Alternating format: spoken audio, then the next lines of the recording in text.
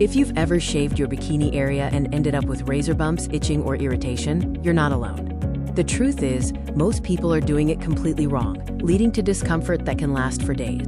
We're going to show you a simple, step-by-step routine to get smooth skin while avoiding irritation, ingrown hairs, and razor burn. Follow along for a routine designed to stop those annoying side effects and keep your skin happy.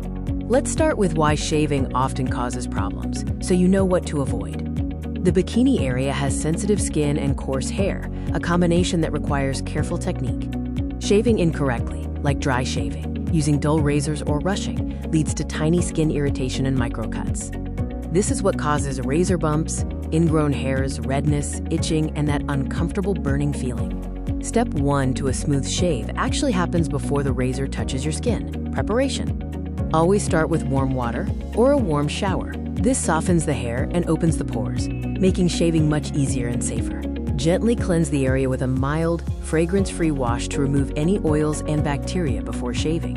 Proper prep is the essential foundation for preventing irritation and achieving truly smooth results. Remember, softening the hair and cleaning the skin are non-negotiables for a comfortable shave.